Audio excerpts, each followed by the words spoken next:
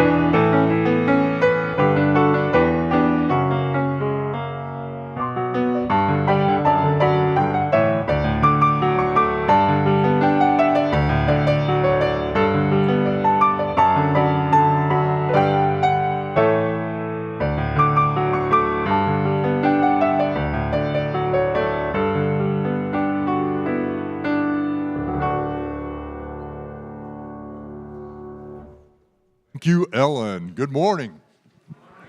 I'm Dan Lichty, and I'd like to welcome you to the McPherson Church of the Brethren, those of you joining us in person and those of you joining us electronically. Passing the peace has always been an important part of Christianity. So won't you stand up and greet your neighbor?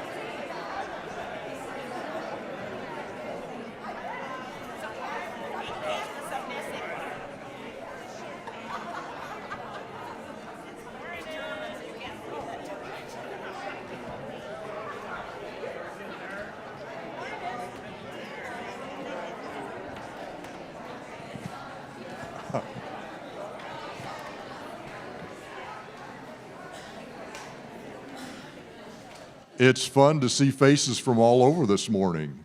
So, this is a time for announcements. I wanted to draw your attention to the first hymn that we will be singing this morning. It's not a hymn we're familiar with, but it's one we can learn quickly. If you have a hard copy, it is on the very back of the hard copy, and you will see that there is a leader voice, on stanza 1 and stanza 2. And the first time through, anybody who feels like their voice is high is going to be the lead. And the second time through, anybody whose voice is lower, like Dan's, is going to be the lead. And then 3 is an all play. And if you get mixed up, that's okay. We just want you to sing.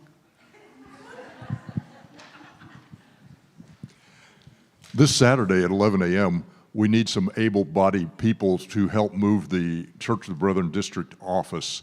So contact Lowell Flory if you can help with that, please. I have noticed that lately there are an awful lot of name tags still downstairs. And I would encourage everyone who's got a name tag to wear it, because we might have people who don't know who we are. And well, I was gone for 10 months, and you wouldn't believe what that can do to your memory. So I would like to see your names as well as hear them. Thank you. Kirk McGregor. Given that this is November, Reasonable Faith comes early because of Thanksgiving week, and then the week before that, I'm at the American Academy of Religion and the Society of Biblical Literature meetings. So Reasonable Faith is actually tomorrow. So tomorrow night, 7 o'clock, Moeller 212. The topic is, why do logical and mathematical truths apply to the physical world? And I hope to see you there.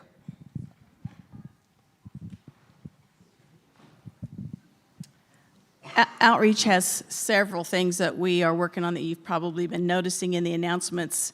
So I'm going to go through them briefly if you want to know all the details that's in the announcements. But we've been working with student affairs, including the international students and the athletes, trying to find ways to connect with the kids.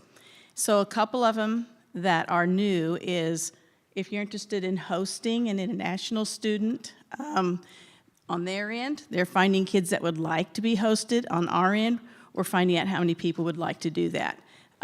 This is going to be really loose.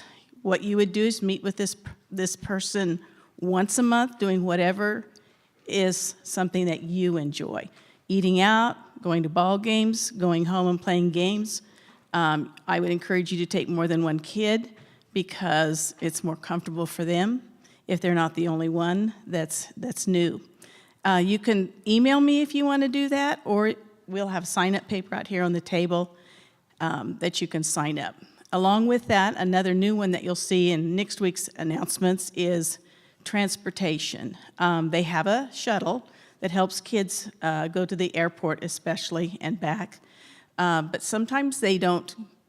It just doesn't go when they need to go. It is a $50 charge. Some of them, that's hard for them. So if you would like to be on a list where Student Affairs could call you and ask you to provide transportation, that's the second thing that we're trying.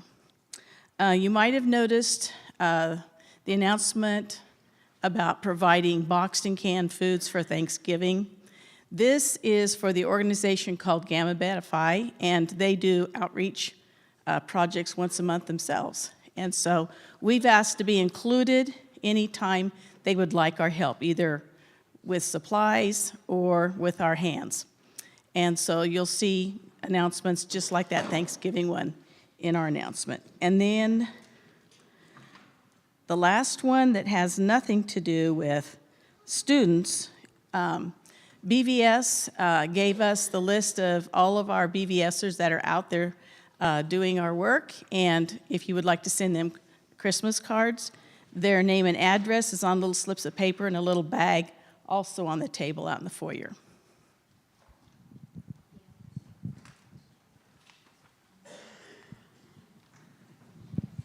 I want to invite everyone to the McPherson College Lingenfelter Artist Series concert this afternoon, featuring piano duo Dan Masterson and Jean Hendricks. It will take place in Mingenbach Theater on campus and start at 4 o'clock, so we hope to see you all there.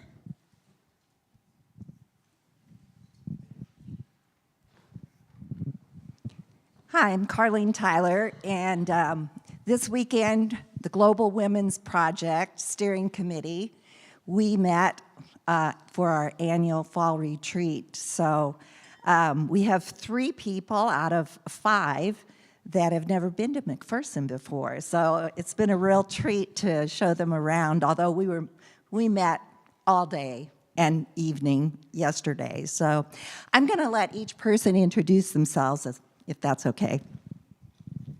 Hi, I'm Maddie Doulabaum. I'm from Elgin, Illinois, so Highland Avenue, Church of the Brethren. Hi, Sarah Oleminik. Marla and Paul are my parents. Cynthia Mason from Frederick, Maryland. Living Stream is my church. I'm Kim McDowell, and I'm from Hyattsville, Maryland, and University Park is my home congregation.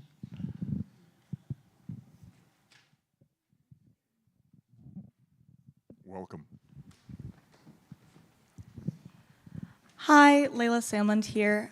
If you guys want something fun to come watch on Saturday and Sunday, Moundridge High School is doing their production of Clue for the 15th and 16th. So yeah, this Saturday and Sunday, if you want to come, the showtime for Saturday is 7 p.m. and the showtime for Sunday is a matinee, so it's at 2.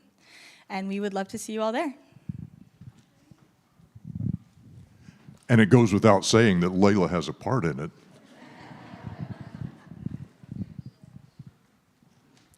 Susan Taylor for the Alternative Christmas Gift Market. Thank you to everyone who came yesterday. Our total yesterday was $18,600. I know we have lots more coming in. If you didn't have a chance to get a donation sheet yesterday, there are some in the Good Shepherd foyer. You can put them in the church office or in the offering box. We'll also have a link to our website where you can give by credit card, or there are donation forms you can print out there as well. We'll be taking donations through November 26th. So thank you, everyone.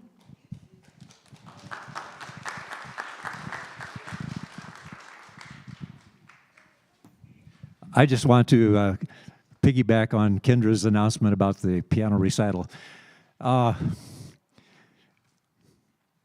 Jean and Dan are not in the congregation. They're actually over practicing. They've put in hundreds of hours, and it's wonderful to have family and extended friends for over the years that have come to be here for that. So I just urge you to come if you're free, and thank you for the support that they've received.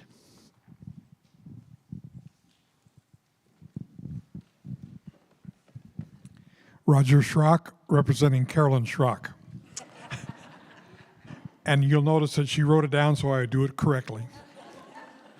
Dear friends, you have brought me much joy in your greetings to me. Thank you for all the beautiful cards, emails, visits, and prayers. I really have felt the buoyancy of the prayers. I can see progress most days and am encouraged. It will be a long haul, but I will make it. Carolyn.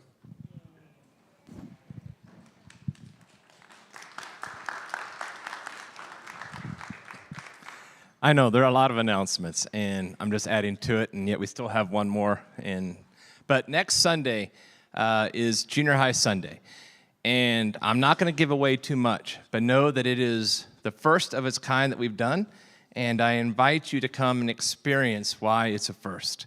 And so if you're going to be at worship, you're going to experience something amazing next Sunday as the Junior High lead worship.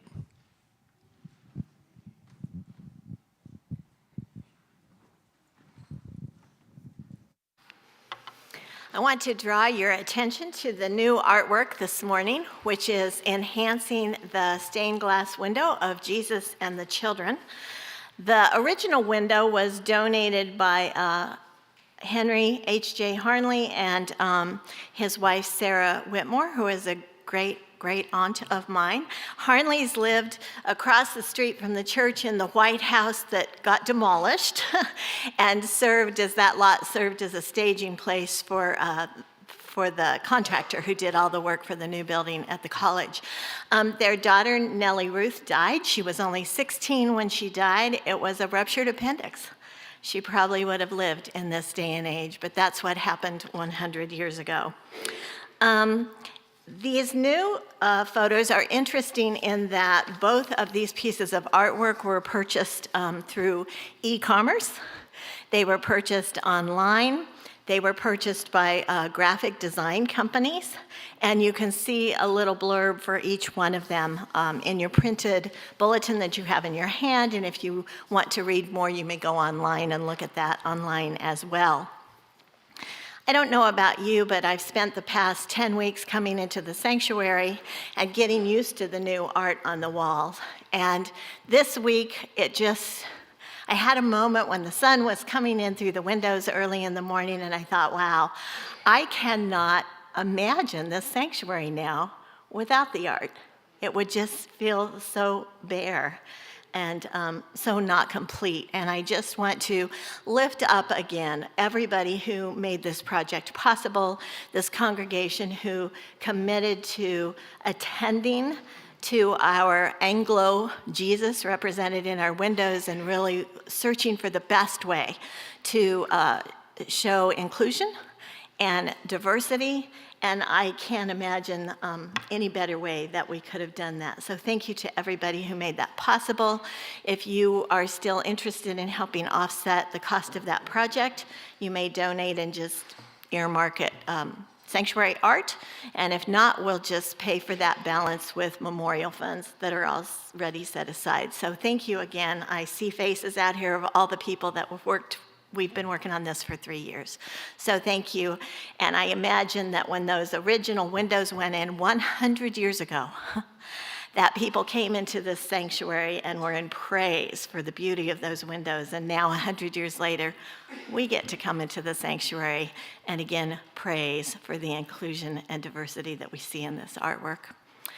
Please enter into a time of worship now.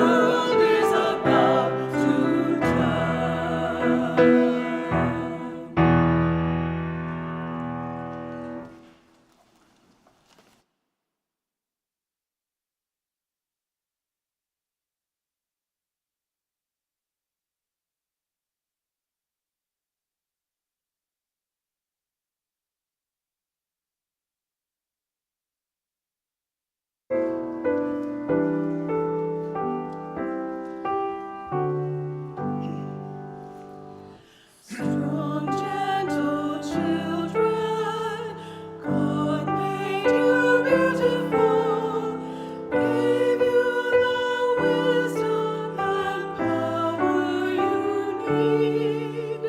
Speak in the stillness all you are longing for. Live out your calling to love and to lead.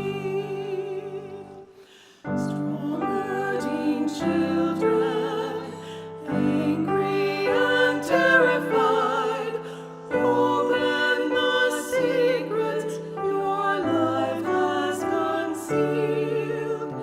Though you are wounded, know you are not to blame.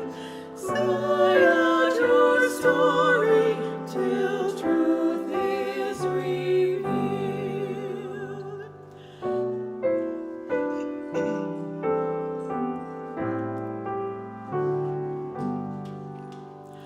Strong, knowing children, utter your cry aloud. Honor the wisdom God gave you at birth. Speak to your elders till they have heard your voice. Sing out your vision of healing on earth.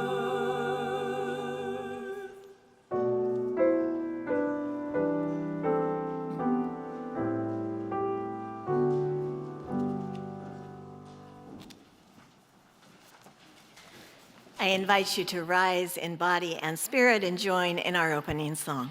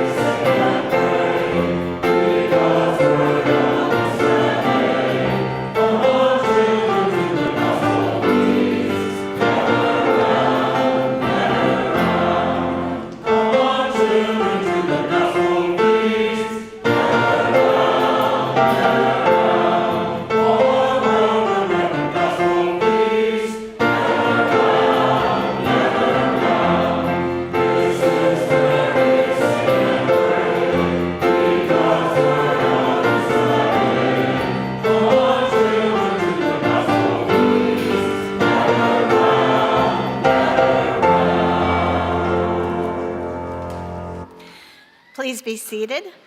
At this time, I would like to invite the children forward to be with Kara.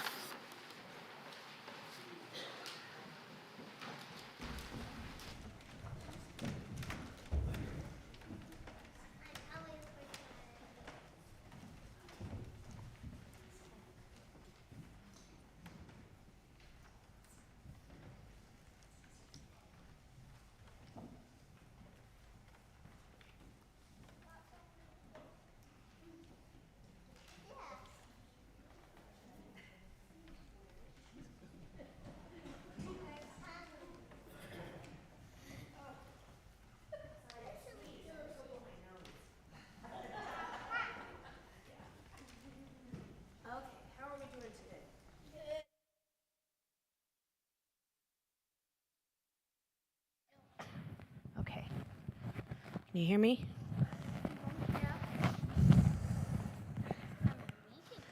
You can hear me. Okay. I need your help today. We're gonna pretend. So we're gonna pretend that a really important celebrity is coming to McPherson, a really important adult, and we need to think of some important places in McPherson that they might want to go. What do you think? McPherson College. That was a quick answer, wasn't it? The Opera House. The Opera House. Mm-hmm. I have one. What do you think? The church. The church.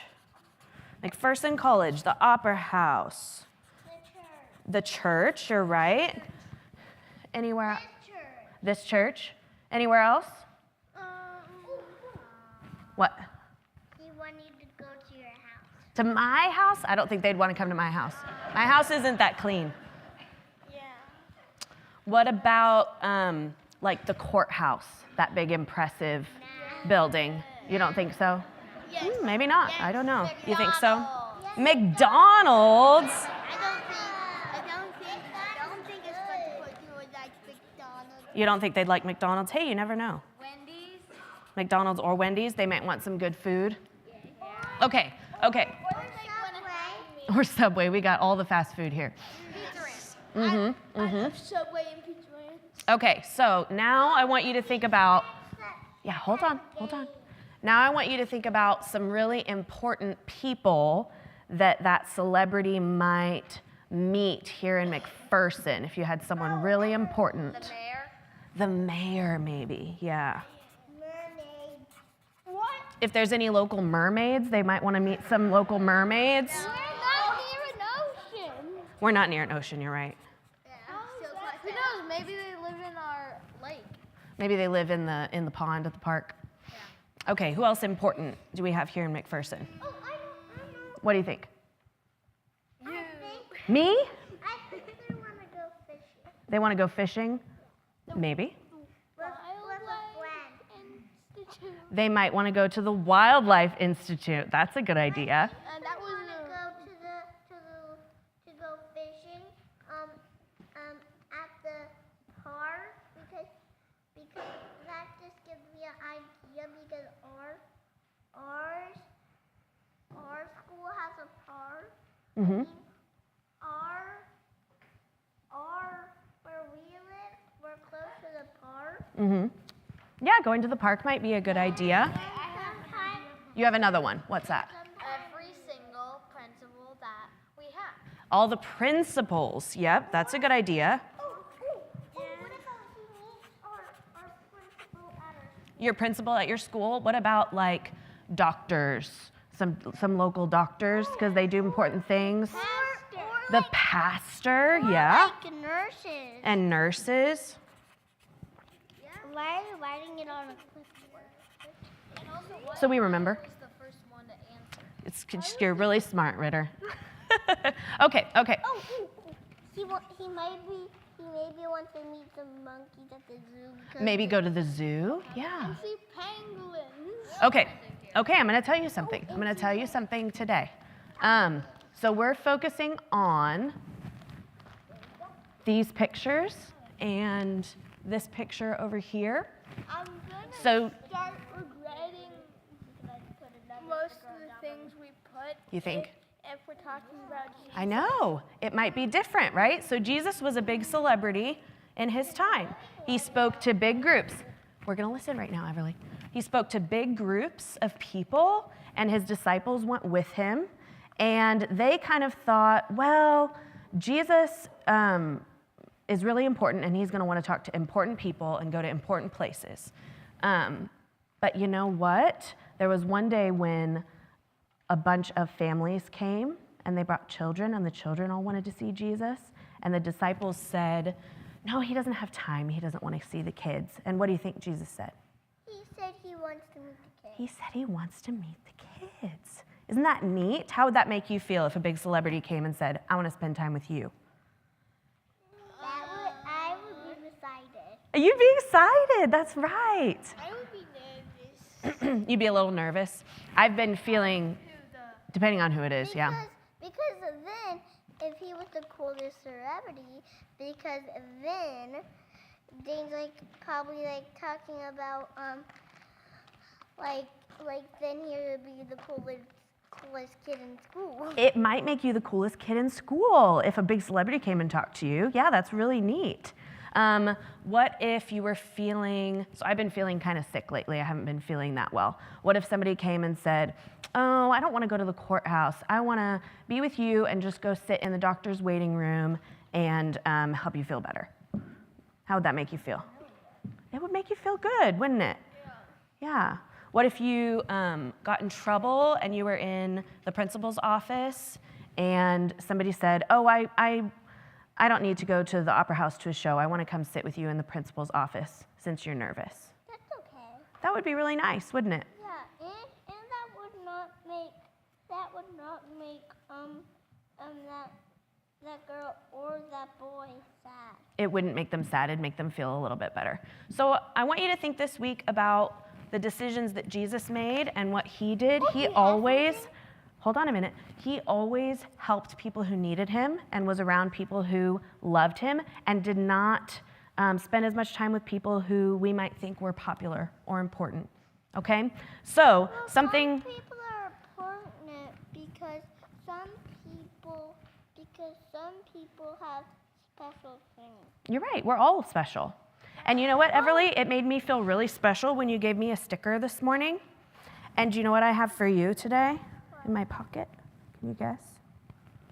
I also brought stickers for you so that you feel important and special. Okay, so I want you to think this week about these pictures. And every time you look at them, tell yourself, Jesus wants to spend time with me. Jesus thinks I'm awesome. And don't forget these stickers. Yeah, we got a lot of stickers today. Okay, thank you all. Thanks for waiting for me while I blew my nose. Thank you for your continued financial donations. You may give online at maccobbrethren.org.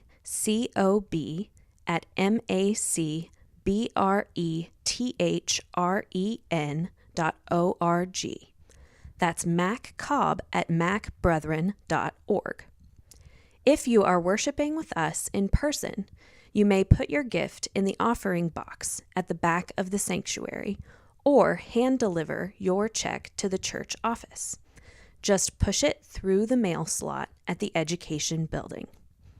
If you would like to donate from afar, you may mail your gift to the church office at 200 North Carey Street, McPherson, Kansas, 67460, or donate to local needs in your area. Thank you for sharing.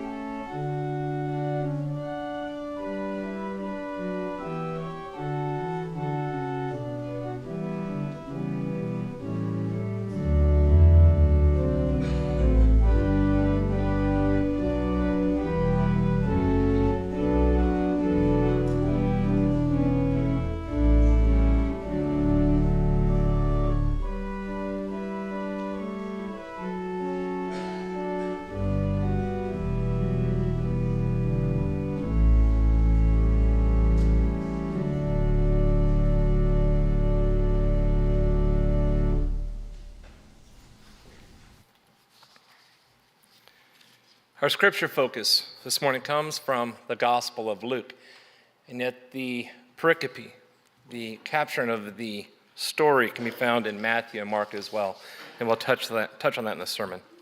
Luke 18:15 through 17, Jesus finds himself in the public square, which is where often civil debates and dialogue and conversations happen. I think we could use a little bit of that right now in our world. In the midst of all this, children flock to Jesus. Scripture, Luke 18:15 through 17. People were also bringing babies to Jesus for him to place his hands on them. When the disciples saw this, they rebuked them. But Jesus called the children to him and said, "Let the little children come to me, and do not hinder them, for the reign of God belongs to such as these. Truly I tell you, anyone who will not receive the reign of God like a little child will never enter it."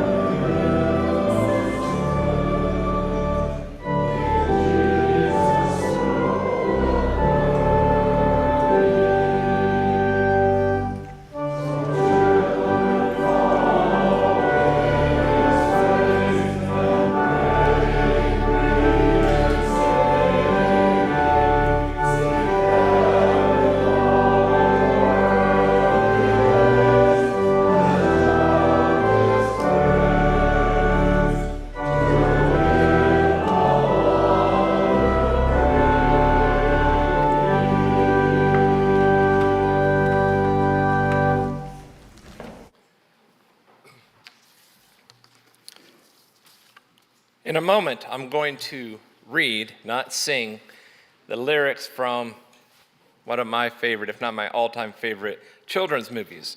And when I'm done reading these lyrics, I want a show of hands from those of you who have also seen and maybe even cherished this classic. I never thought my life could be anything but catastrophe, but suddenly I begin to see a bit of good luck for me, because I got a golden ticket.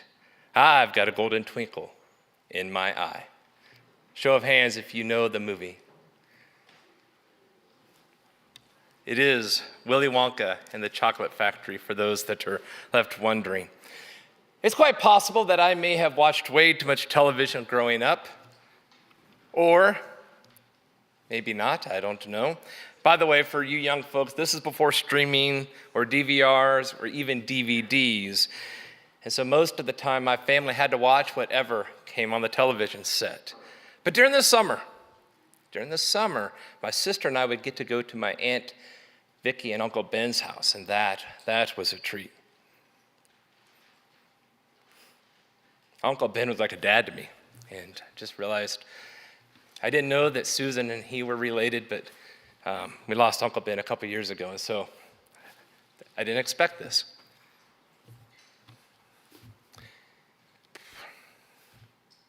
Anyway, I apologize for that moment of grief that just sort of hit. Spending weeks with them meant more than riding horses and enjoying the sand hills of Reno County. It also meant that we could go through all of their VHS tapes, and they had a huge library, and my favorite one was Willy Wonka and the Chocolate Factory. I must have worn out that tape because you had to rewind it and play it again over and over and over, and I'm pretty sure I broke that VHS. I know for a fact that my sister, my Aunt Vicky, my Uncle Ben, all of my cousins grew tired of me, but I didn't care. There was something magical, something inspiring about the mysterious world of a candy factory that even had a chocolate river running through it. For the longest time, I would rip open candy bar packages, dreaming, praying that I might find a golden ticket. Or I'd wait by our landline phone, the old dial-up one, praying that I would get a call from Hershey, inviting me to come to their factory, and maybe I would see an Oompa Loompa working. On really wild days, I'd pretend I was rowing down a chocolate river, hoping I might fall into the sweet abyss, just like Augusta Gloop. I know he came to a very sweet and sticky, terrible end as he was sucked up into the tubes and cast off into the sunset. But as a kid, I didn't care. I was dreaming of chocolate rivers and sweet, singing, green-haired people and loving, generous candy makers that wanted to give me their factory. The movie captured my attention so much so that as I got older, I finally had a chance to read Roald Dahl's classic, and I devoured the text. The movie became a foundational part of my childhood, and one that taught me it's okay to dream big dreams. It also introduced me to an incredible comedic actor in Gene Wilder that I learned later on in college with the Dr. Lingle class that Gene Wilder has other comedic gifts, as Lingle showed us Blazing Saddles. But that's a movie to unpack a different day. Today is about a children's book and a children's movie that taught me that it's okay to be irrational and to think of the impossible. I think deep within my being, even as a kid, I knew that chocolate rivers didn't exist. They weren't real. But as I passed the dirty lagoon, I walked by with a smile nonetheless. Yes, I realized as a kid there weren't fields of candy that I could just pop up and eat. But as I passed prairies that were adorned with wildflowers and vibrant colors, my mouth still watered. I even knew elevators didn't fly, or that Hershey would never call and hand me the keys. But I still wished for it every time I dropped a penny into a wishing well. As a kid, I didn't understand what was happening within my childhood or all these crazy ideas were about. But as I aged, as I matured, I understood. It was all nonsense. Irrational thought by a kid. I now have reason and common sense. And as I aged, I also lost the joy of dreaming of chewing gum that might just serve as a 4-course meal. Shame on me for giving up on silly dreams. But isn't that what maturing and getting old is all about? It's about leaving childish thoughts behind and embracing reality, accepting truth. I mean, kids still believe that gold exists at the end of rainbows, and I don't mean to shatter any kids' dreams. But we know better. We know rainbows are caused by light entering water droplets, creating a prism of color. We understand that these magnificent colors are scientifically happening and that no leprechauns exist. And so we quit chasing to the end of every rainbow. I wonder if knowing why and how rainbows come to be has even challenged our thoughts on Noah and Ark, possibly God. But should it be this way? Should I have lost the innocence of youth once science begins to teach us of the natural world? Should we lose our rose-colored glasses family once reason replaces mystery and myth? No, I don't think we should. In fact, I believe that's what Jesus is trying to teach us in this scene in the Gospels. When he invites the young ones to come to him, Jesus is trying to teach all of us that there's a different way to see the world. Once again, Jesus is turning a table upside down. In Jesus' day, and maybe even not up until too long ago, children were simply a utilitarian piece of this community. They were part of society, but they weren't really valued. The old adage was children should be seen and not. You had kids if you had a farm because you needed farm hands. You need people to work to ensure the company continued. Children were simply a piece of the puzzle. And if you had calloused hands or from a blue-collared community, well, the more children meant the more income for your families. Children were to know their place, stay out of the way, never interfere. If the oldest child was a boy, well, there was luck. He might actually get to be the heir to the family fortune. They were the lucky one. However, if the child were not the oldest or a girl, the story's a little different. We all know what happened to girls in that world. Betrothal, attached to another man, identity through the male. Children as a means to an end, children as a way to push society forward. Communities simply had to deal with children until they could enter the workforce or were married away. Children should never, ever bother someone very important, a celebrity, a religious leader, a rabbi, a Messiah. That was the expectation. That was the practice. That was the norm. But Jesus doesn't buy into that lie. Instead, right there in the square that served as a place for debate and civic discussion and trying to sway one way or the other, Jesus lets the folks know that the children need to come to him. Jesus makes the case that children are the ones who hold the keys to God's reign.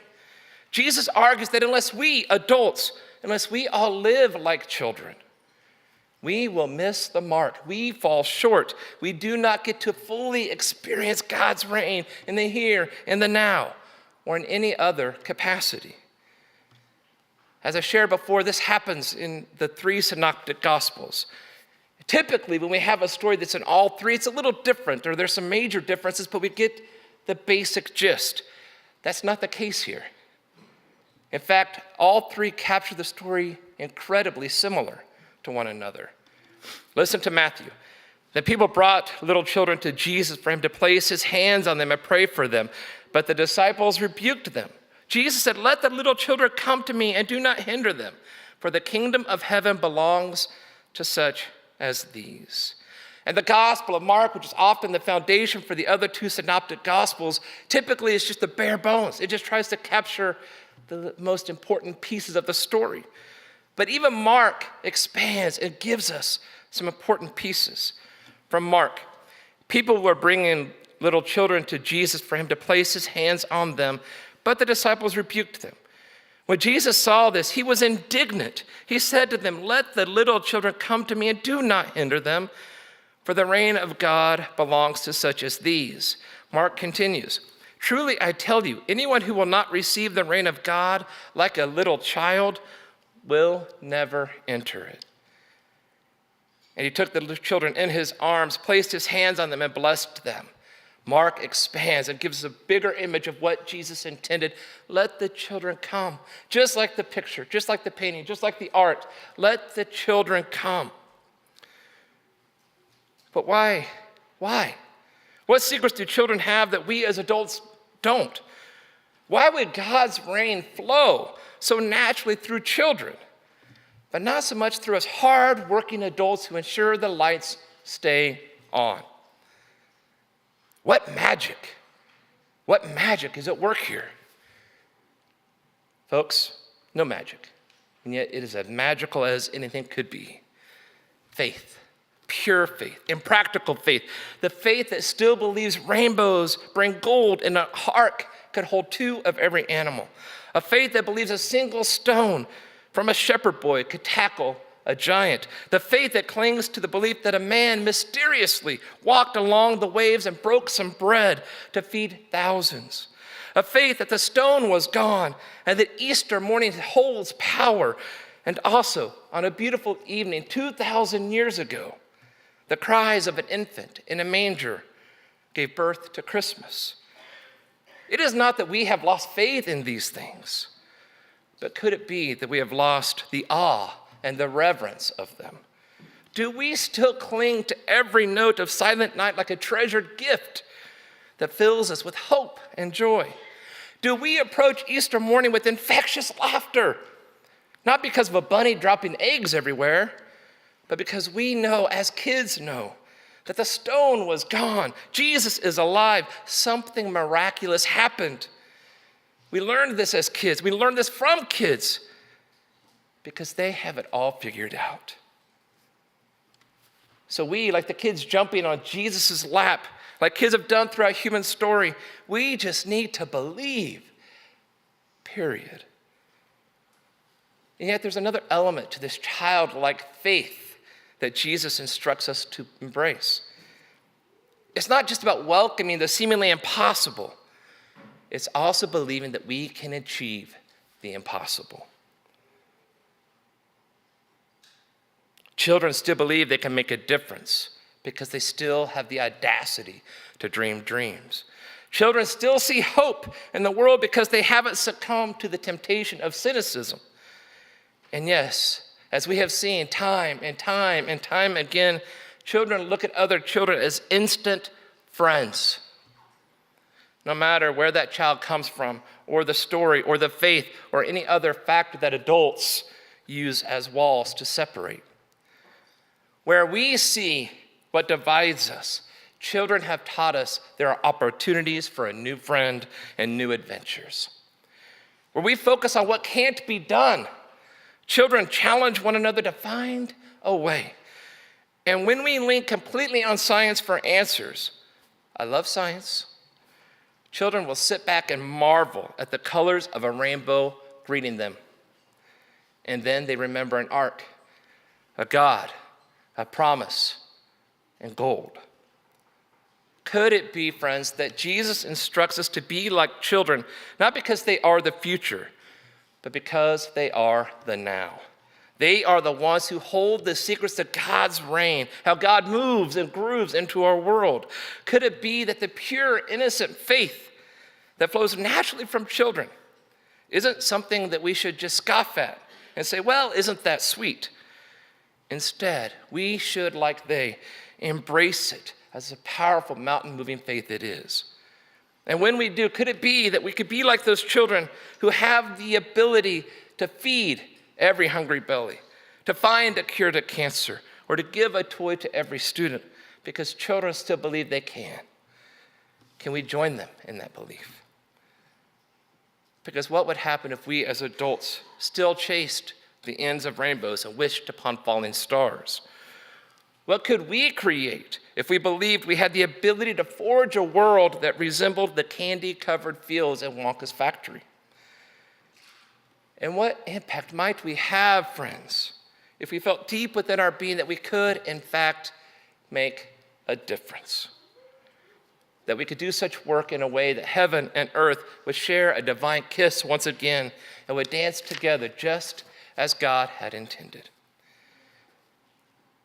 I'm going to ask you to fall back into your camp days for a moment. If we did this, could we possibly live out the words of the Barney song that has become a camp classic?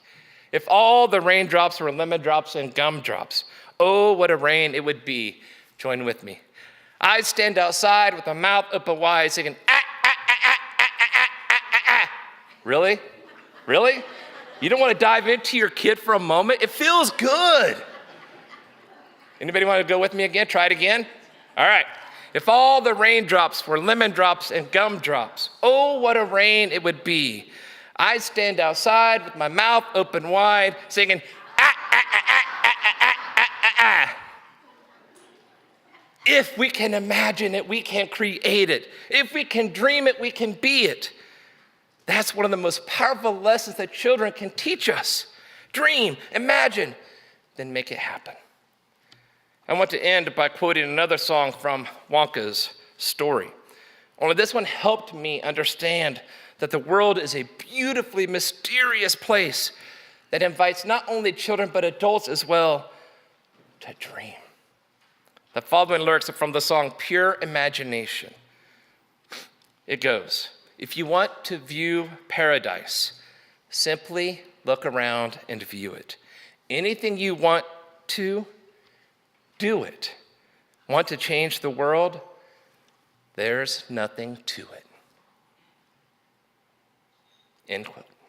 The faith, like a child, is all it takes, and we can change the world.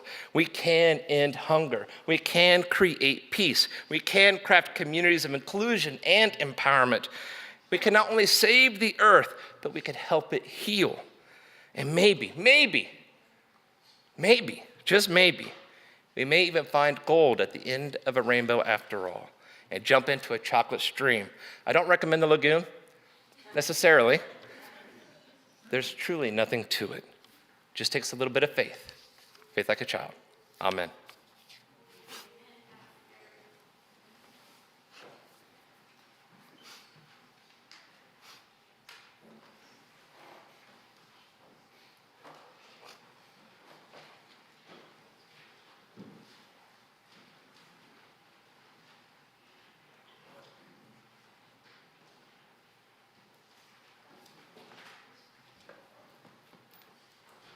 Please rise for our sending song.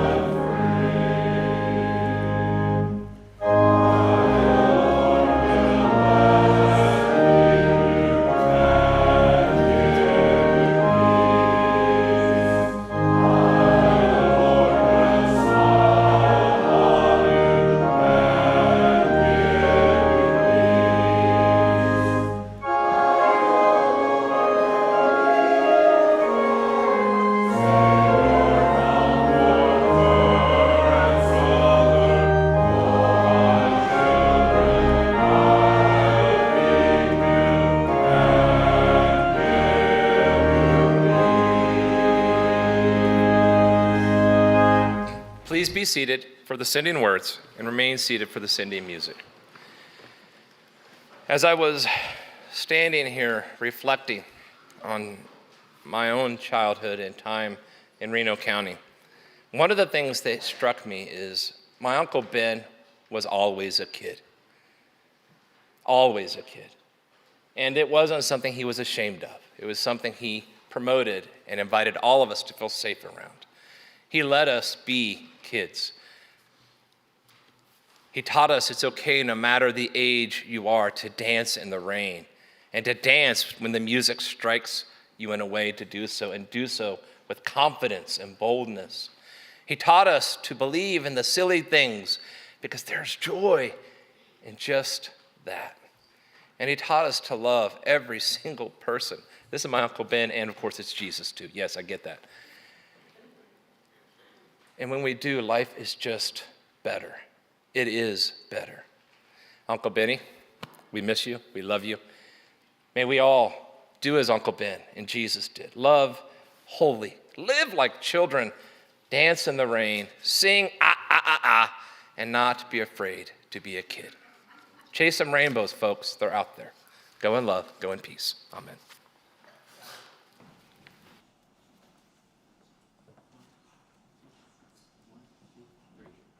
So